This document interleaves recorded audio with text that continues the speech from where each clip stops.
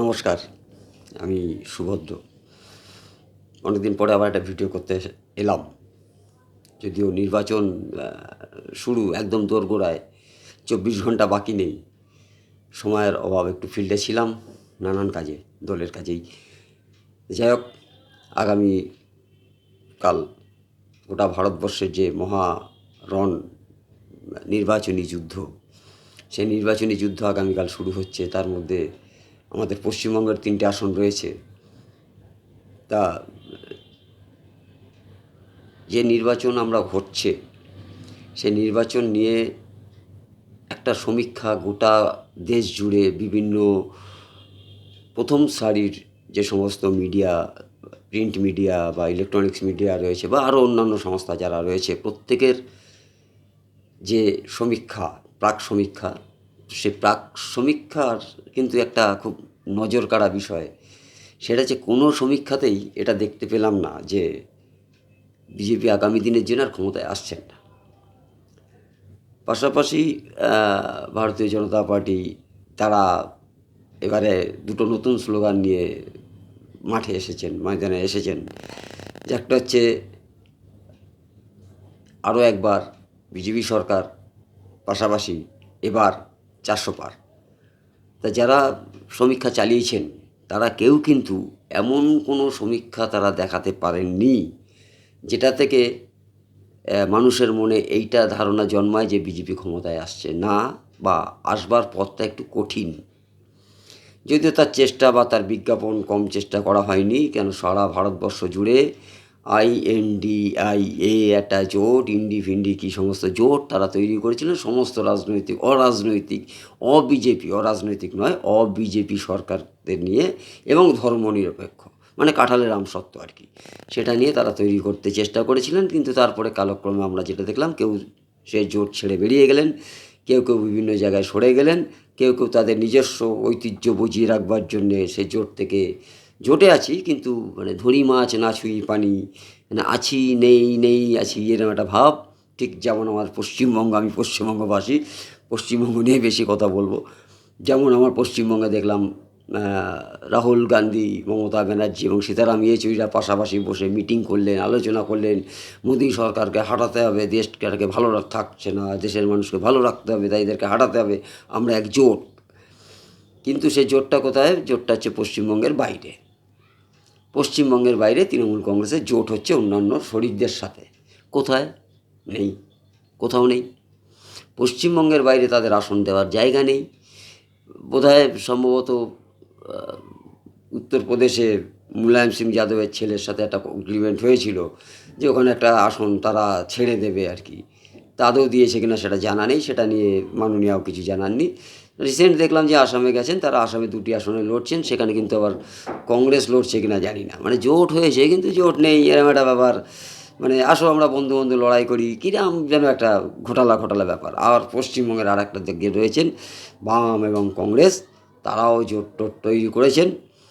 তা এ প্রসঙ্গে আর একটা ভিডিও আর এক সময় করবো। আগে যেটা মূল বিষয় সেটা বলে নিই। আগে আমার রাজনৈতিক দলের পশ্চিমবঙ্গের ক্ষমতাসীন সরকার দিল্লি যাবে হাওয়াই ছুটি, কত স্লোগান ছিল, সেই হাওয়াই ছুটির গল্পটা একটু বলি।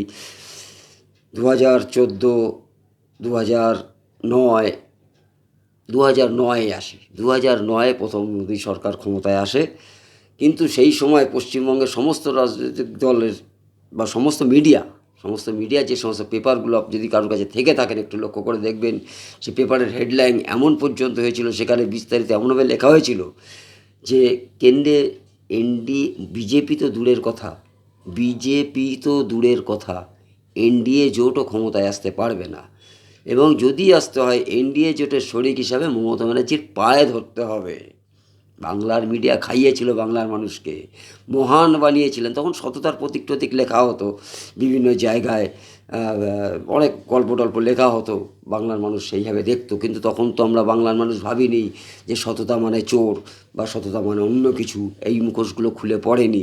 তখন মানুষ খেলেন, তারা ভোট দিলেন দুহাত ভরে, কিন্তু আমরা দেখলাম কোনো কাজে লাগলো না। কেন্দ্র বিরোধী আবার পশ্চিমবঙ্গের এমপি যারা গেলেন, তারা কেন্দ্র সরকারের বিরোধিতা করবার জন্য গেলেন, সেখানে খেলেন দিলেন, মস্তি করলেন, টেবিল চাপড়ালেন, হই হুল্লোড় করলেন, 5টা বছর কেটে গেল, এলো 2019।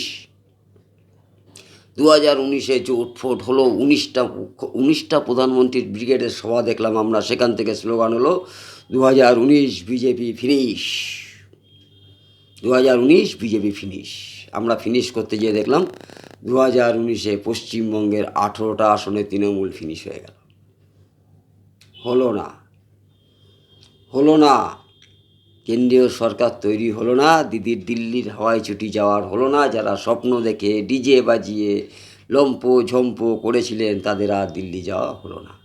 দিল্লি গেছেন অবশ্য, অনুব্রত থেকে শুরু করে অনেকেই গেছেন, দিদি ছাড়াই গেছেন তারা, জানি না তারা দিদিকে নিয়ে যাবেন কি না আগামী দিনে।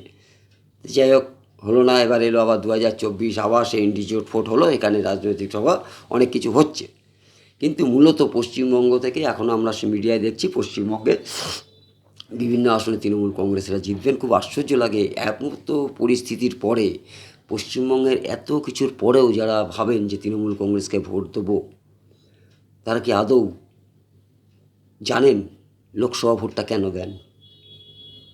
আদৌ ভাবেন লোকসভার ভোটটা কেন দেন? খালি রাজনৈতিক দল করছি এটাই সব শেষ কথা নয়, খালি রাজনৈতিক দল করি আমাকে দলকে সমর্থন করতে হবে এটাই শেষ কথা নয়। একটা দেশের নির্বাচন হচ্ছে, যেখানে পার্লামেন্ট, সেই পার্লামেন্টে বসে দেশের আইনসভায় এমন কাউকে নির্বাচন করতে হবে যিনি দেশের পক্ষের আইন তৈরি করবেন, দেশের পক্ষের আইন তৈরি করবেন। সেখানে খাবেন দাবেন, গল্পগুজব করবেন, হই হট্টগোল করে বাড়ি চলে আসবেন, এলাকায় এসে আবার ওলট পালট বক্তব্য রাখবেন, এমনটা নয়। অবশ্য যে গাছের যেমন ঝাড় তেমনই তো বাস হয়, কথায় আছে। মাননীয় তাদের ইস্তেহারাটা প্রকাশ করেছেন, সেখানে তিনি বলছেন রান্নার গ্যাস ট্যাস ফ্রি করে দেবেন, আরও অনেক কিছু, উনি সব কিছুই ফ্রি করে দিতে ভালো দিলে উনি খুব খুশি হবেন।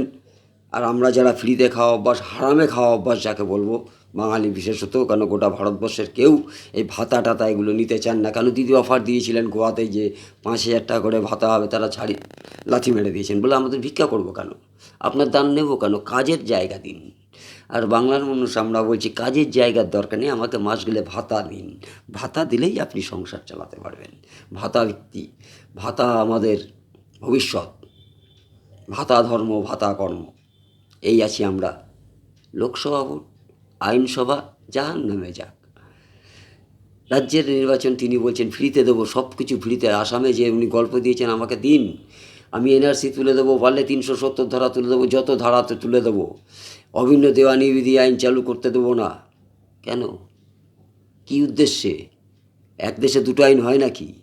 বিজেপির মূল লক্ষ্য ছিল এক দেশ এক নিশান এক বিধান। এক দেশ এক নিশান চালু হয়েছে, বাকি আছে এক বিধানের, সেটাও চালু হবে। আজকে ছিল তো কাশ্মীরের জন্য আলাদা আইন এবং মুসলিম শরিয়ত আলাদা আইন।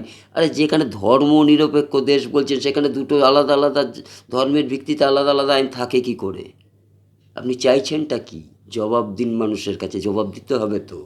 অর্ধেক সভাতেই তো যে খালি বলেন আপনারা ভাতা পাচ্ছেন তো, ভাতা বাড়িয়ে দেবো, ভোট দাও। ভাতা ধুয়ে জল খাবো আমরা, বাংলার মানুষ ভাতা ধুয়ে জল খাবে। কোনো জায়গায় তো বলতে পারলেন না যে আমরা এলে দেশের এই কাজটা করব, ওই কাজটা করব, বা দেশের সুরক্ষার জন্য চিন্তা করব, দেশের সামরিক বাহিনী কী হবে, দেশ সুরক্ষিত থাকবে কি না, পাশের দেশের সাথে সম্পর্ক ঠিক থাকবে কি না, দেশ কারুর দ্বারা আক্রান্ত হবে কি না, তার প্রতিরোধ কীভাবে করবেন, নেই। ভাতা দেব, খালি একটাই লক্ষ্য, ভাতা দেব, তোমরা আমাকে ভোট দাও, আমি তোমাদের ভিক্ষা দেব। ভাবতে অবাক লাগে যে দেশে দাঁড়িয়ে নেতাজি সুভাষচন্দ্র বলেছিলেন তোমরা আমাকে রক্ত দাও, আমি তোমাকে স্বাধীনতা দেব। সেই বাংলা নিয়ে যারা গর্ব করেন তারা এখন বলছেন তোমরা আমাকে ভোট দাও, আমি তোমাদের ভিক্ষা দেব, বাকি ভিক্ষা আমরা লুটে ফুটে খাবো। লজ্জা হয় না আপনাদের? বাংলার মানুষের কাছে আমার একান্ত অনুরোধ, বাংলার মানুষের কাছে একান্ত অনুরোধ, আপনারা যাচ্ছেন ভোট দিতে আপনার পাড়ার ড্রেন তৈরি করবার জন্য নয়। আপনি যাচ্ছেন ভোট দিতে, এটা এমন একটা ভোট আপনার 500 টাকা ভাতার জন্য নয়। আপনি যাচ্ছেন এমন একটা ভোট দিতে যেখানে ভোটে স্থানীয় কাউন্সিলর কবে আপনাকে একটা ইঞ্জেকশন কিনে দিয়েছিল সেটার জন্য নয়। আপনার ব্যক্তি স্বার্থের জন্য নয়, আপনি যাচ্ছেন দেশের স্বার্থে ভোট দিতে, সেখানে এমন কাউকে নির্বাচিত করে এলাকা থেকে পাঠান যার সাথে আপনার দেখা করতে গেলে পরে অ্যাটলিস্ট তিহাড় জেলে পৌঁছাতে না হয় বা সেন্ট্রাল জেলে পৌঁছাতে না হয়, তার সাথে দেখা গেলে তার অফিসে যেয়ে যেন দেখা করতে পারি, এবং তার সাথে দেখা করতে গেলে যেন নিচুতলার চামচাদেরকে 2-10 টাকা ঘুষ না দিতে হয়, নিচুতলার কর্মীদের যেন ঘুষটা না দিতে হয়, মানুষের সম্মানটা যেন মানুষ পান। এমন কাউকে নির্বাচিত করবেন না যে আপনার এলাকায় শাহজাহান তৈরি করে দেয়, এলাকায় এলাকায় এমন কাউকে ভোট দেবেন না। পরিষ্কার 34 বছরের বাম আমরা দেখেছি, তারা ক্ষমতায় ছিল, আমরা তো খালি একটাই, সে 1977 সাল থেকে শুনে আসছি কেন্দ্র সরকারের বঞ্চনা, রাজ্যে দিচ্ছে না, রাজ্যে দিচ্ছে না, কেন্দ্রের বঞ্চনা। আর শুনবেন কেন? কেন শুনবো আমরা? আমরা শুনবো না। আমরা কেন্দ্রের সাথে রাজ্যের সম্পর্ক ভালো চাই, রাজ্যের মানুষের ভালো চাই, রাজ্যের মানুষের হাতে কাজ চাই, রাজ্যের মানুষের যেন মাথা উঁচু তুলে করে বাঁচতে পারে, সে সম্মান চাই। বাংলা যেন গোটা ভারতবর্ষের মানুষ বাংলাকে শ্রদ্ধা করে, যেন চোরটা চিটিংবাজ না ভাবে, খুনি সন্ত্রাসী না ভাবে, আমরা সেটা চাই। দীর্ঘায়িত করবো না, ছোট্ট ভিডিও, আবার আসবো আরও একটা বিষয় নিয়ে, আরও অন্যান্য বিষয় নিয়ে। নির্বাচন চলবে, মাঝে মধ্যে আসবো। অনুরোধ, ভোট দিতে যাওয়ার আগে এটা ভাববেন, আপনার ব্যক্তিগত স্বার্থের জন্যে আপনার ভোট নয়, এটা দেশের ভোট, দেশের সুরক্ষার ভোট।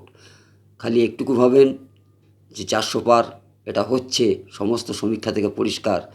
এমন না হয় আপনার এলাকার নির্বাচিত সদস্য এমন কেউ না হন যিনি কেন্দ্রীয় সরকারের সাথে যুক্ত নন, দুর্ভাগ্যের বিষয় হবে সেটা।